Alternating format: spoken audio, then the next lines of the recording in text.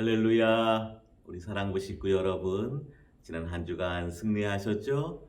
네, 오늘 수요일이에요. 수요일은 주중에 우리가 하나님 말씀을 다시 한번 묵상하는 그런 시간을 갖고 있습니다. 지난 주일에 우리 담임 목사님께서 바닥을 낮추라라고 하는 제목으로 귀한 하나님의 말씀을 전해 주셨어요. 우리는 항상 바닥을 살펴보고 바닥을 낮추는 사람이 되어야 하는 것이에요. 바닥을 높이면요, 넘어지기가 쉬워요. 쉽게 이야기하게 되면은 교만한 사람은요, 시험에 빠지기가 쉬운 것이에요. 반대로 바닥을 낮추는 사람, 겸손한 사람은요, 언제나 은혜 받기가 쉬운 것이에요. 오늘도 겸손함으로 바닥을 낮추어서 하나님의 은혜를 구하며 살아가는 저와 여러분이 되기를 바랍니다. 오늘 말씀 디모데전서 1장 12절로 16절의 말씀입니다. 디모데전서 1장 12절로 16절의 말씀. 나를 능하게 하신 그리스도 예수 우리 주께 내가 감사함은 나를 충성되이 여겨 내게 직분을 맡기심이니 내가 전에는 비방자요 박해자요 폭행자였으나 도리어 긍휼을 입은 것은 내가 믿지 아니할 때에 알지 못하고 행하였습니다.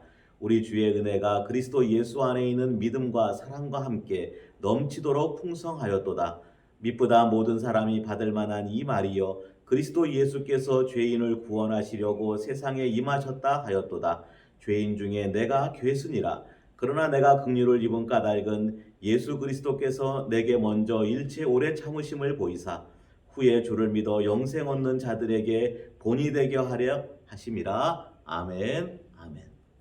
사도 바울은 원래 예수님 믿는 사람 잡아서 옥에 가두고 죽이고 하던 사람이에요. 그러니까 예수님 믿는 사람을 박해하던 사람이에요. 복음 전하는 것을 가로막던 사람이에요. 그런데 그가 다메섹에도 예수 믿는 사람들이 모여있다 하는 소리를 듣고 그곳에 가서 또 예수님 믿는 사람들을 잡아 가두려고 그렇게 가던 길에 그 길에서 예수님을 만나게 되었던 것이에요. 예수님께서 강한 빛을 쬐시면서 그 가운데 이 사도 바울을, 이 사울을 만나 주신 거죠. 거기서 예수님 만나고 나서 이 사울이 확 바뀌게 된 거예요.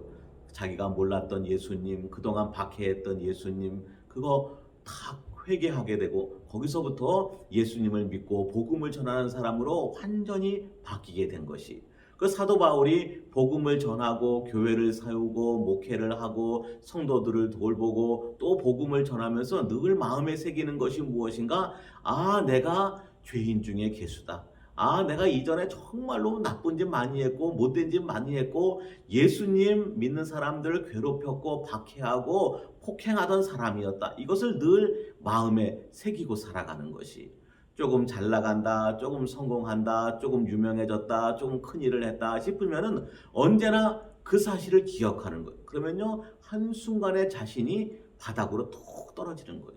자기 바닥을 볼 줄 아는 사람, 그 사람이 진짜 겸손한 사람이 되고 그 사람이 진짜 하나님의 은혜를 늘 붙들고 살아가는 사람이 되는 것이에요.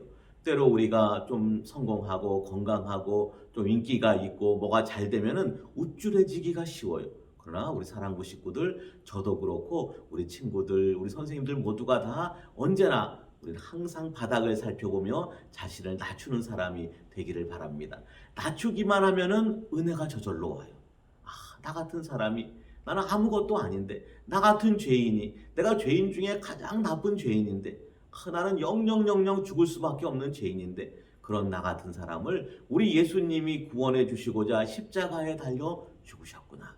그 십자가의 죽으심으로 우리를 죄에서 구원해 주시고 마귀에게서 해방시켜 주시고 하나님의 자녀를 삼아 주시고 영원한 천국에 들어가게 해 주셨구나. 내 공로가 하나도 없는데, 내 자격이 하나도 없는데, 내가 뭘 내세울 것이 하나도 없는데 오직 하나님의 은혜구나. 이거를 알게 되는 순간, 내 바닥을 보는 순간 우리는 언제나 겸손하게 되고 다른 사람들을 절대로 얕잡아 볼 수가 없는 거예요.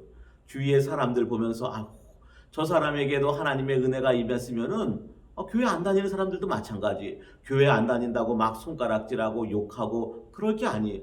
저 사람에게도 내게 주신 은혜가 임하였다면은 나보다 주님을 더 사랑하고 더 많이 봉사하고 섬길 텐데, 더 많이 좋은 일하고 복음 전할 텐데 생각하게 되면은 우리는 언제나 겸손하게 되고 다른 사람들을 귀히 여기게 되는 것이죠.